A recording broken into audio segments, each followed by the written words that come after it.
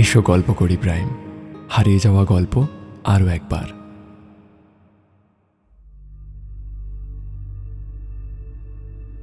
নমস্কার, আমরা এসো গল্প করি আর আপনি শুনছেন এসো গল্প করি প্রাইম। আজ শুনবেন বিভূতিভূষণ বন্দ্যোপাধ্যায়ের লেখা গল্প মরীচিকা। গল্পের সূত্রধার আমি বরেন, গল্প পাঠে রিতম এবং প্রায়ী, এডিটিং, মাস্টারিং এবং মিক্সিংয়ে প্রীতম। এসো গল্প করি প্রাইম আমাদের একটি নতুন উদ্যোগ, আর এই উদ্যোগে আপনাদের সাপোর্ট অত্যন্ত জরুরি। তাই কাইন্ডলি সাবস্ক্রাইব করে আমাদের পাশে থাকুন এবং বেল আইকনটি প্রেস করে দিন, যাতে পরবর্তী গল্পের আপডেট আপনি সবার প্রথম পান। শুরু হচ্ছে আজকের গল্প মরীচিকা।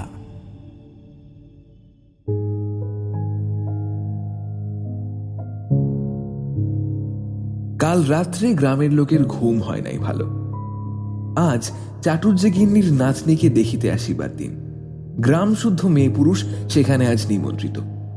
কিন্তু শুধু নিমন্ত্রণের আনন্দই যে এদের ঘুম না হইবার একমাত্র কারণ তাহা নয়। ছোট্ট গাঁ, সব শুদ্ধ ঘর 50 লোকের বাস। কেহ বিদেশে যায় না, চাকুরি করে না, করিবার দরকারও নাই। সামান্য জমি জমাটুকু নাড়িয়া ছাড়িয়া প্রত্যেকে একরকম দিনপাত করে। কুল বেড়ে গ্রামের বাহিরে যে বড় জগৎটা আছে সে সম্বন্ধে কেহ কিছু জানেও না, জানিবার জন্য মাথাও ঘামায় না।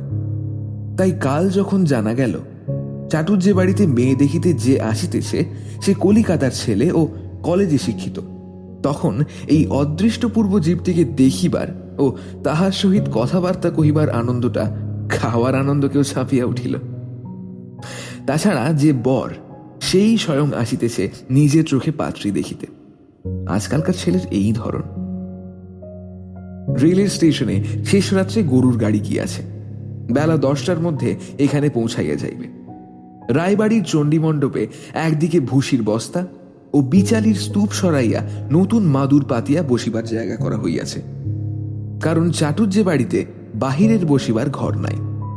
পাত্রকে অভ্যর্থনা করিবার জন্য গ্রামের শখের যাত্রা দলের ছেলেরা কয়দিন হইতে গান বাজনার তালিম দিয়াছে। একটি ছোকরা মামা বাড়ি বেড়াইতে গিয়া কলের গানে রিজিয়া ও বখতিয়ারের অভিনয় শুনিয়া মুখস্থ করিয়াছিল। গ্রামের আবাল বৃদ্ধ বনিতাকে বহুবার শোনাইয়াছে। আজ সেও একবার কৃতিত্ব প্রদর্শনের জন্য অধীর হইয়া আছে। সকাল হইতেই চণ্ডী মণ্ডপে লোকজনের জটলা। তারা ঘন ঘন তামাক খাইতেছে ও নানা বিষয়ে গল্প গুজব করিতেছে। বিশ্বাস মহাশয়ের এক দূর সম্পর্কের ভাই কলিকাতার কোন গদিতে বিল সরকারের চাকরি করিত। কলিকাতার গল্প বিশ্বাস মহাশয় তাহার মুখে অনেকবার শুনিয়াছে। সম্প্রতি তিনি তাহাই মুগ্ধ ও কৌতূহলী শ্রোতমণ্ডলীর সম্মুখে বলিতেছিলেন। পাঠশালার গুরু নিতাই সামন্ত আঙুল দিয়া দেখাইয়া বলিল, ওই যে গরুর গাড়ি ফিরছে। বাঁশ ঝাড়ের আগালে পড়ে জুলির পথটা বুঝে গিয়েছে কিনা, তাই ঘুরে আসছে বোধহয়। সকলেই গরুর গাড়িটা দেখিল, কিন্তু কেহই বিশ্বাস করিল না যে পাত্র আসিতেছে। গরুর গাড়িটা ঘুরিয়া পেছনের পথ দিয়া আসিতেছিল। কেহই দেখিতে পাইল না ছইয়ের মধ্যে লোক বসিয়া আছে কিনা। মিনিট 5-6 পরে কলেজের ছেলেটি আসিয়া মাদুরে বসিয়াছে। তাহাকে ঘিরিয়া রথযাত্রার ভিড়। ছেলেটির বয়স 23-24 কি 1-8 বছর বেশি। রং ফর্সা, গায়ে মটকার পাঞ্জাবি ও চাদর, চোখের চশমা। সে বৃদ্ধ বিশ্বাস মহাশয়ের কাছে প্রথম ট্রেনটা ফেল হওয়ার গল্প করিতেছিল। সবাই হাঁ করিয়া শুনিতেছিল। প্রথমে যদু ভরের কীর্তন গান শুরু হইল। তারপরে দুলাল মুখুজ্জে শ্যামা বিষয় গাহিলেন। একজন বেহালা বাজাইল।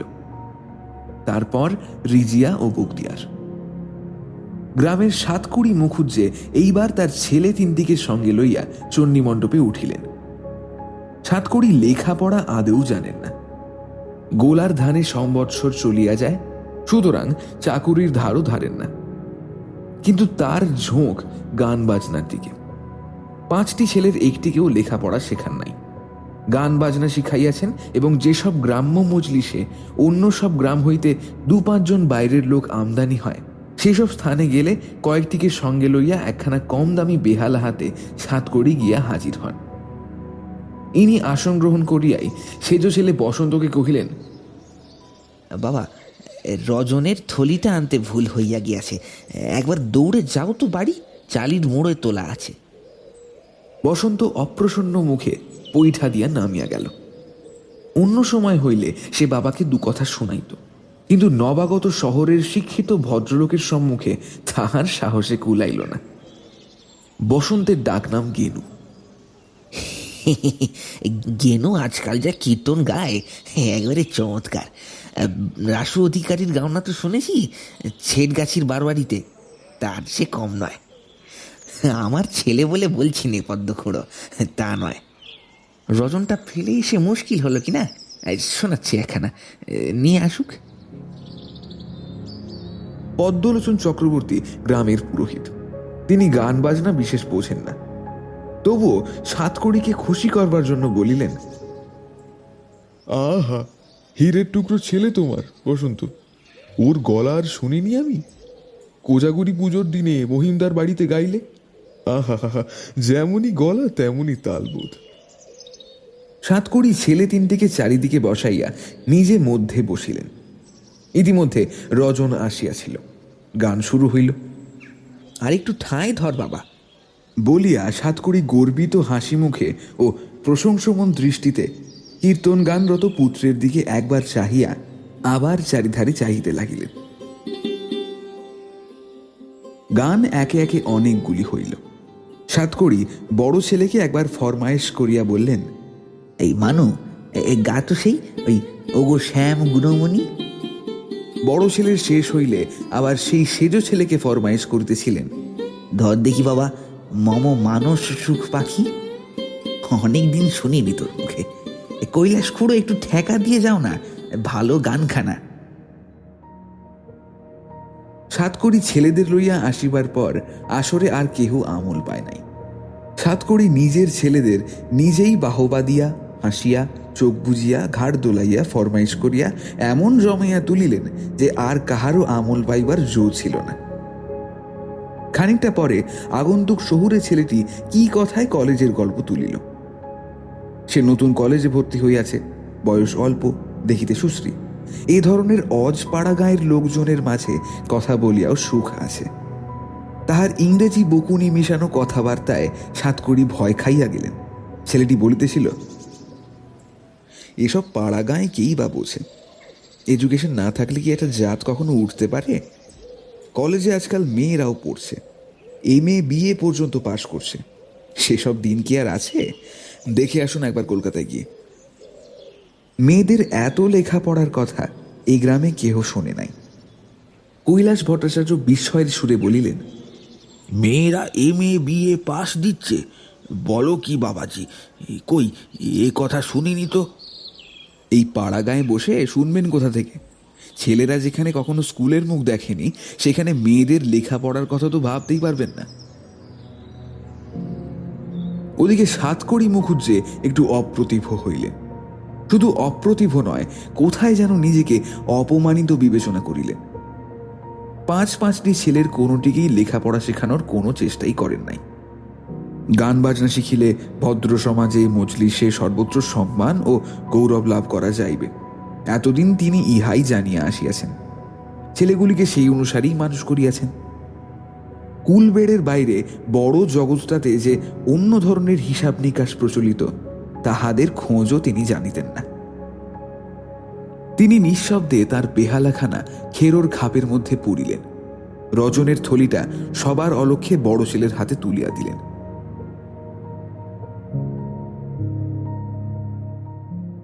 একটু পরে জলযোগের ডাক পড়িল।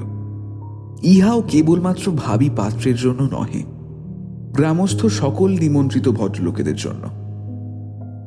ছেলেটি এই প্রথম পাত্রীর বাড়ি দেখিল। দেখিয়া একটু নিরাশ হইল। 4-5খানি খড়ের বড় বড় ঘর, সামনের উঠানে বড় বড় গোটা কতক গোলা, দক্ষিণে একটা পুকুর, একটা বাতাবি লেবুর গাছ ও গোটা কতক নারিকেল গাছ। পাত্রীর দিদিমা বাড়ির কর্ত্রী। তিনি গ্রামশুদ্ধ লোককে আদর করিয়া বসাইলেন, জলযোগের ব্যবস্থা করিলেন। ক্রমে বেলা চড়িয়া গেল। মধ্যাহ্ন ভোজন মিটিতে বেলা 2টা বাজিল। ছেলেটি একটু অবাক হইল ইহাদের ভোজনের পরিমাণ দেখিয়া। একটি 15 বছরের বালকও যাহা খাইল তাহা তার 3 বেলার খোরাক। বেলা যখন 5টা তখন কৈলাস ভট্টাচার্য আসিয়া বলিলেন, আচ্ছা বাবাজি, ওঠো একবার মেয়েটিকে দেখো। হ্যাঁ বাবাজি বলি, তোমার সঙ্গে তো সম্পর্ক বাঁধলো, মেয়ে দেখে অপছন্দ হবে না। তবে এ তো শহর বাজার নয়, একটু আধটু যা ত্রুটি তা তোমাকে শুধরে নিতে হবে বই কি। এসো বাবাজি এসো। আবার চাটুর্যে বাড়ির চণ্ডী মণ্ডপে অনেক লোক জড়ো হইয়াছে। গতিক দেখিয়া মনে হয় অদ্যকার মতো একটা উৎসবের ব্যাপার ইহাদের গ্রামে অনেক কাল ঘটে নাই। অন্তত আগন্তুক ছেলেটির তাহাই মনে হইল। নতুবা গৃহস্থ বাটিতে মেয়ে দেখানোর রূপ সামান্য ব্যাপারে গ্রাম শুদ্ধ লোকের এত উৎসাহ কেন? মেয়ে দেখিয়া ছেলেটি সন্তুষ্ট হইল। বেশ স্বাস্থ্যবতী, রং খুব ফর্সা না হইলেও মানানসই, মুখশ্রী সুন্দর, বড় বড় চোখ। কেবল ইহাদের চুল বাঁধিবার ধরন সে পছন্দ করিল না। পাতা কাটা খোঁপার শহর হইতে কোন কালে উঠিয়া গিয়াছে, আর ইহারা সেটাকে এখনো ফ্যাশন বিবেচনা করে। তাছাড়া এত গহনা কেন গায়ে? গহনার ভারে মেয়েটি যেন বিব্রত হইয়া পড়িয়াছে। দিদিমা সজল চোখে বলিলেন, ওকে নাও গিয়ে দাদু ভাই, ও আমার যেমন মেয়ে তেমন মেয়ে এদিকে নেই, এ আমি বড় গলা করে বলতে পারি। ওর মা আমাকে ফাঁসি দিয়ে চলে গেল, মেয়ে তখন 3 মাসের। সেই থেকে আমার কাছে মানুষ। আমারও তো ও ছাড়া আর কেউ নেই। ওর বাবা কোনো খোঁজ নেয় না। সে আবার বিয়ে করেছে, ছেলেপুলেও হয়েছে, সে হেতিক মারায় না। তোমার হাতে মেয়েটাকে তুলে দিয়ে নিশ্চিন্তি হই, তারপর যা রইল সবই তোমাদের। কর্তারা যা করে রেখে গিয়েছেন তাতে চাকরি করে খেতে হবে না। আমাদের বাড়িতে চাকরি কখনো কেউ করেনি। কৈলাস ভট্টাচার্য বলিলেন, এ গায়ে কখনো কেউ চাকরি করেছে বউ ঠাকুরন? আপনাদের কর্তাদের কথা তো বাদই দিন, তারা তো ছিলেন গায়ের মালিক, মাথার মণি আমাদের কর্তারা। কি আমরা কখনো গায়ের বাইরে অন্যের চেষ্টায় পা বাড়িয়েছি? এই যে দেখছো বাবাজি, উত্তরের মাঠে এসব লাখ রাজ, একেবারে সেই রতনপুরের নীলকুঠি পর্যন্ত। তবে এদের বাড়িতে পুরুষ মানুষ নেই, একা বউ ঠাকুরন আছেন, মেয়ে মানুষ, তাই চাষবাস হয় না। নইলে ঘাট 70 বিঘে খাসা অমন জমি রয়েছে, 2টো বড় পুকুর রয়েছে, চাষ করলে ভাবনা কিসের? এই দেখছো বটে খড়ের ঘর, এই গায়ে সকলেই এদের প্রজা। ছেলেটির নাম সুরেন। আহারাদির পরে সে বাড়ির চারিধারে ঘুরিয়া দেখিল। কলিকাতায় থাকিবার আজকাল বড় কষ্ট। পড়াশোনা শেষ করিয়া চাকুরির বাজারও সুবিধা নয়। যদি এখানে বিবাহ করিয়া সম্পত্তি পাইয়া বাস করা যায়, এ পল্লী গ্রামের শান্তি ও নির্জনতার মধ্যে শহরের উগ্র জীবন সংগ্রাম হইতে বেশ দূরে নিশ্চিন্তভাবে চমৎকার জীবন কাটিবে এখন। সুরেন জিজ্ঞাসা করিল, আচ্ছা, এই জমিটা পড়ে আছে কেন ভট্টাচার্য মশাই? ওই যে তোমাদের বললাম বাবাজি, এদের বাড়িতে চাষ করবার মানুষ কই? বুড়ি একা তো সব দিক দেখতে পারে না। তোমার সঙ্গে যদি বিধাতা যোগাযোগ ঘটিয়ে দেন, তবে তুমি এসে সবটা নিজের হাতে নাও না। তোমায় তাহলে কি কারুর চাকরি করতে হবে? পায়ের উপর পা দিয়ে এই চাটুর্যের 7 পুরুষ এই ভিটেতে দুধ ঘি খেয়ে কাটিয়ে গিয়েছে, তোমারও কাটবে। সুরেন নিজের মেসের কথা ভাবিতেছিল, জানালাহীন ছোট্ট ঘরটার কথা ভাবিল। হাওয়া কোনো কালে খেলে না, গরমে অর্ধেক দিন রাত্রি ঘুম হয় না।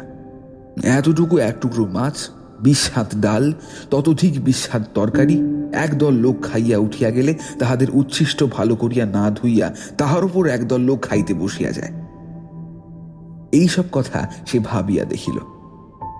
এখানে এই মুক্ত মাঠের ধারে স্বাধীন জীবন, নিজের লোকজন, নিজের হুকুমত সকলকে খাটানো। সে দরিদ্র মধ্যবিত্ত ঘরের ছেলে। এসব তো তাহার কাছে স্বর্গের মতো, নাগালের বাহিরের জিনিস। মন্দ কি? আইন পাশ করিয়া কি হইবে? এই তো বেশ। মহা উৎসাহে সে ভট্টাচার্য মশাইকে বিষয় আশয় সংক্রান্ত আরও প্রশ্ন করিতে লাগিল। কলমের বাগানগুলো কোন দিকে, প্রত্যেক করাতে কতগুলো করিয়া গাছ আছে, পুকুরগুলো কি মাছ ছাড়িবার উপযুক্ত আছে, ইত্যাদি। বেলা খুব পড়িয়া আসিয়াছিল। নিকটের বিলের ধার হইতে চড়িয়া গরুর দল কদরমাক্ত গায়ে বাড়ি ফিরিতেছিল। সান্ধ্য হাওয়ায় তালগাছে বাবুই পাখির বাসা তুলিতেছে ও শুকনো তালপাতার খড়মড় শব্দ হইতেছে। সুরেন একা একটু বেড়াইবার জন্য দক্ষিণের মাঠের রাস্তাটা ধরিল। কৈলাস ভট্টাচার্য এবার সঙ্গে সঙ্গে আসেন এটা সে চায় না, কিন্তু ভট্টাচার্য মশাই খোশ গল্পের শ্রোতাকে অত সহজে ছাড়িয়া দিতে রাজি নহে। তিনি সঙ্গে সঙ্গে চলিলেন। রত্নপুরের খড়ের মাছটার সালিয়ানা 300 টাকা আয় ছিল বাবাজি। বাড়ুব যে গিন্নি তো বোঝেন না, ওকে ঠকিয়ে সেটা 12 পুঁতে খাচ্ছে। তুমি দেখে শুনে খাসে আদায় করবে, শিখিয়ে দিলাম তোমায়। সন্ধ্যার পরে আবার অনেকে চণ্ডী মণ্ডপে জড়ো হইল। সুরেন এবার যেন এখানকার এই আনন্দ স্রোতে নিজেও ভাসিয়া গেল। সাতকড়ির বেহালা 2-3 বার ফরমাইশ করিয়া শুনিল, তার ছেলের কীর্তনের তারিফ করিল। সাতকড়ি বলিল, গায়ের সব ছেলেরা আমায় ধরেছে, তোমায় বলতে সাহস করে না বাবাজি। এবার ওরাও একটা শখের দল খুলছে, তোমায় কিছু চাঁদা দিতে হবে আর কি। তিনি আরো কি বলিতে যাইতেছিলেন, এমন সময় একটি লোক হাসি মুখে চণ্ডী মণ্ডপে উঠিয়া হাত তুলিয়া সকলকে নমস্কার করিল। সাতকড়ি বলিলেন, এসো মাস্টার এসো, স্কুল ছেড়ে দিয়ে এলে? সুরেন বাবাজি, এর সঙ্গে তোমার আলাপ নেই। ইনি পাশের গায়ে স্কুল খুলেছে, খুব ভালো মাস্টার। নিভানুনিকে ইনি একবেলা ইংরেজি পড়ান। মাস্টার সুরেনের দিকে চাহিয়া দাঁত বাহির করিয়া হাসিল। তাহাকে দেখিয়া সুরেনের মনে বিশেষ ভক্তির উদ্রেক হইল না। এমন তেল মাখিয়াছে যে কানের পাশ দিয়া গড়াইয়া পড়িতেছে। মুখ পানে লাল, বোকার মতো হাসিটা। হ্যাঁ, ইংরেজির অধ্যাপক বটে। ভাবি পত্নীর ইংরেজি শিক্ষাটা হইতেছে ভালোই। মাস্টার যখন এমন জুটিয়াছে। মাস্টার বসিয়া বকবক করিতেছিল। নিজের কৃতিত্ব ব্যাখ্যা করিবার সুযোগ কে ছাড়ে? কি করিয়া নিভাননীকে অক্ষর শিনাইল, কি করিয়া ABC লিখিতে শিখাইল, সেই সব বলিল। মাস্টারের কথা শুনিয়া সুরেনের মনে হইল ফার্স্ট বুকের ঘোড়ার গল্প তার ইংরেজি ভাষাজ্ঞানরূপ সৌধের সর্বোচ্চ সীমা। অতএব ছাত্রীর বিদ্যে কিরূপ হইয়াছে তাহা সহজেই অনুমান করা যাইতে পারে। কিন্তু কি করিবে সে? এই দূর পাড়া গাঁয়ের অশিক্ষিত মেয়েকেই জীবনসঙ্গিনী করিয়া লওয়া ছাড়া গতান্তর নাই। মেসের দেনা মিটাইতে না পারিলে আগামী মাসে ছাড়িতে হইবে। চারিধারে বন্ধু বান্ধব মহলে দেনা আর দেনা। কলিকাতায় আর কদিন টিকিয়া থাকা চলিবে? ভাগ্যে সে এই মেয়েটির বাপের এক বন্ধুর নিকট হইতে মেয়ের সন্ধান পাইয়াছিল। তিনিও তাহার মেসেই থাকেন। তাহার চিঠি লইয়াই সে এখানে আসিয়াছে মেয়ে দেখিতে। পাল্টি ঘর, দেখতে সুশ্রী, কলেজে পড়াশোনা করিতেছে, ইহাদেরও আপত্তি হইবার কথা নয়।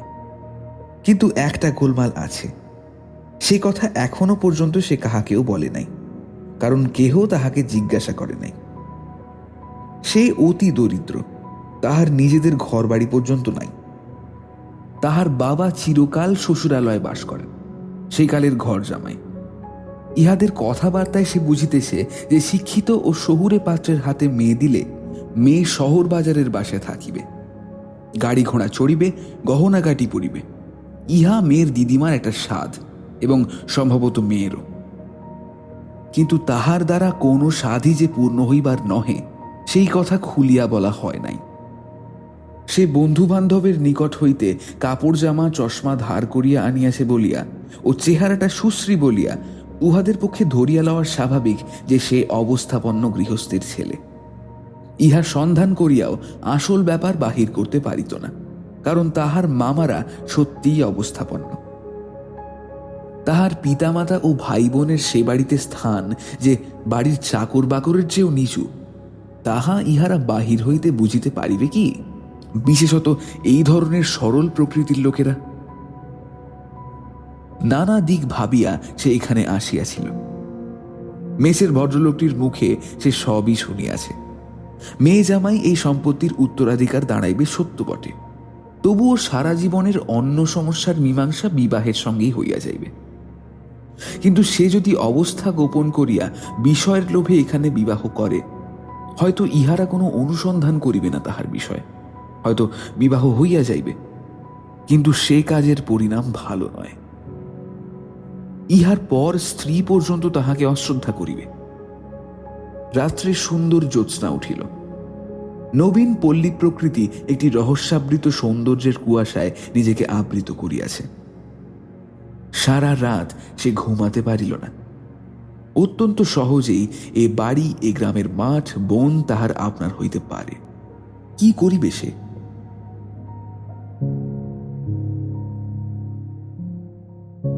পরদিন সকালে উঠিয়া সে যাত্রার জন্য প্রস্তুত হইল। কিন্তু সেদিন সকালে কৈলাস ভট্টাচার্য তাহাকে নিজের বাড়িতে যাইতে বলিয়াছিলেন। সুরেনের আপত্তি তিনি শুনিলেন না। বলিলেন, বাবাজি, ভারী তো খাওয়াবো দুটো মাছের ঝোল ভাত, তার জন্য কি তোমার ট্রেন ফেল করাবো আমি? সব সকাল সকাল হয়ে যাবে, এখন গাড়ি ধরিয়ে দেবার ভার আমার উপরে। তুমি এখন থেকে আমার আপনার জন হতে চললে দুটো না খাইয়ে কি ছেড়ে দিতে পারি? খাওয়ার আয়োজন সকাল সকাল হইল। দুধ, মাছ, দই সব চাটুর্যে বাড়ি হইতে পাঠাইয়া দিয়েছে। তাহাদেরই পুকুরে শেষ রাত্রে মাছের জন্য জাল ফেলা হইয়াছিল। চাটুর্যে গিন্নি উপস্থিত ছিলেন, কাছে বসিয়া যত্ন করিয়া খাওয়াইলেন।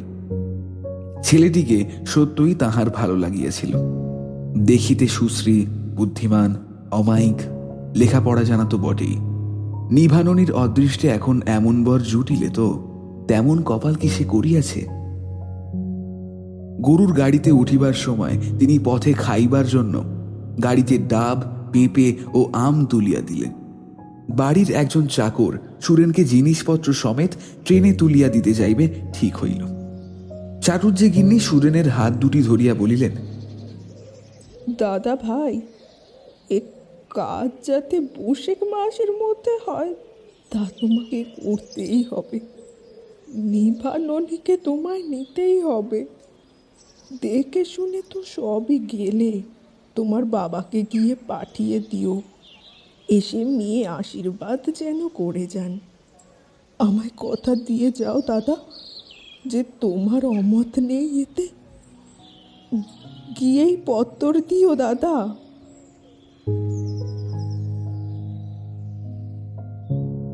সুরেন চলিয়া গেলে দিন কত গ্রামে তাহার সম্বন্ধে আলোচনা চলিল। এক সাতকড়ি ছাড়া অন্য সবাই ছেলেটিকে খুব পছন্দ করিয়াছে। কৈলাস ভট্টাচার্য তো সকলের কাছে তাহার শতমুখ প্রশংসা করিয়া বেড়াইলেন। একদিন করিয়া সপ্তাহ খানিক কাটিয়া গেল। সুরেনের কোনো পত্র বা সংবাদ কিছুই আসিল না। চাটুর্যে অত্যন্ত ব্যস্ত হইয়া উঠিলেন। ক্রমে দিন 12 কাটিল, কোনো খবর নাই। চাটুর্যে গিন্নি সুরেনের ঠিকানায় কৈলাস ভট্টাচার্যকে দিয়া লিখাইয়া রেজিস্ট্রি পত্র পাঠালেন। আরো দিন কাটিল, সেই পত্রের কোনো জবাব আসিল না। চাটুর্যে গিন্নি কৈলাস ভট্টাচার্যের কাছে আসিয়া কাঁদিয়া পড়িলেন। কৈলাসের নিজের বড় ছেলে রাম পাশের গ্রামের নবীন কাপালিকের সঙ্গে দিন কতক আগে কাঁঠালের ব্যবসা করিয়াছিল। বারদিনে কাঁঠালের চালান লইয়া কলিকাতা গিয়াছিল। সুতরাং তাহাকেই সুরেনের বাসার ঠিকানা দিয়া কলিকাতা পাঠানো হইল। দিন 3 পরে রাম ফিরিল। কলিকাতার মেসে শ্রী বাবুটি একখানা পত্র দিয়াছেন, সেখানা সে বাবার হাতে দিয়া চুপ করিয়া রহিল। কৈলাস পত্রখানা খুলিয়া পড়িলেন। সুরেন বাঁচিয়া নাই। এইখান হইতে ফিরিবার দিন কতক পরে সে নিজের দেশে অর্থাৎ মামার বাড়িতে যায় পিতার সঙ্গে সব কথা খুলিয়া বলিতে। সেখানে কলেরা হইয়া মারা গিয়াছে।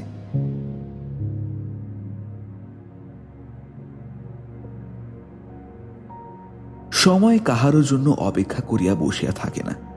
পরের শ্রাবণেই নিভাননীর বিবাহের দিন স্থির হইয়া গেল। পাড়ার বড় চণ্ডী মণ্ডপটাতে আবার বিস্তৃত বরাসন পাতা হইয়াছে। দুপুরের পর হইতে গ্রামের ছোট ছেলেমেয়েরা জড়ো হইয়া ভিড় করিতেছে। গ্রামশুদ্ধর সবারই আজ চাটুর্যে বাড়িতে নিমন্ত্রণ। শুদ্ধ ব্রাহ্মণ পাড়াটুকু যে তাহা নয়। কৈলাস ভট্টাচার্য ব্যস্ত আছেন, কারণ চাটুর্যেদের পুকুরের সব ছোট মাছ বলিয়া মহিমপুরের নিকারীদের মাছের বায়না দেওয়া হইয়াছে। মাছ এখনো আসিয়া পৌঁছায় নাই। বৈকালে বরের দল আসিল। বরের বাড়ি এদিকেই, গোটা 2 স্টেশন পরেই। ইহাদের আনিতে বরের পালকি বাদে খান 5 গরুর গাড়িও গিয়াছিল স্টেশনে। বরযাত্রীদের মধ্যে বৃদ্ধের দলই বেশি, 2-1টি বালকও আছে। মেয়েরা চণ্ডী মণ্ডপের সামনে পথের ধারে বরকে অভ্যর্থনা করিবার জন্য ভিড় করিয়া দাঁড়াইয়াছিল। মেয়েটে হাঁড়ির ভিতর দৃষ্টি প্রদীপ লইয়া কৈলাস ভট্টাচার্যর স্ত্রী অপেক্ষা করিতেছিলেন। চাটুর্যে গিন্নি একটু পেছনে দাঁড়াইয়াছিলেন। বরের পালকি পাকুড়তলায় নামাইল। বর পালকি হইতে বাহির হইল। বরকে এ পর্যন্ত এখানকার কেহ দেখে নাই। বরের জ্যাঠামশাই আসিয়া সব ঠিকঠাক করিয়া গিয়াছিলেন। বয়স 40-এর কাছাকাছি হইবে। দোজপক্ষে বিবাহ করিতেছে এবং খুব ফর্সা না হইলেও কালো নয়, বেশ স্বাস্থ্য। মাথার সামনের দিকে একটা ছোট্ট টাক।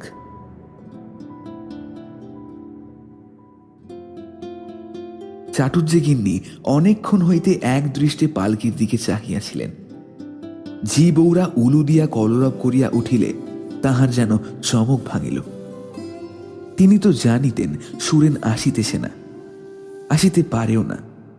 তবুও পালকি হইতে সুরেনের পরিবর্তে ইহাকে আসিতে দেখিয়া তিনি নিরাশ হইলেন কেন কে জানে।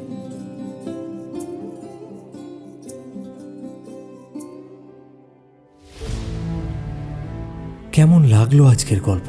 কমেন্টের মাধ্যমে আপনার মতামত জানান। আর ভালো লাগলে অবশ্যই আমাদের চ্যানেল এসো গল্প করি প্রাইমকে সাবস্ক্রাইব করুন। দেখা হচ্ছে সামনের সপ্তাহে ঠিক এই সময়েই এক নতুন গল্পের সাথে। শুভরাত্রি, ভালো থাকবেন এবং সকলকে ভালো রাখবেন।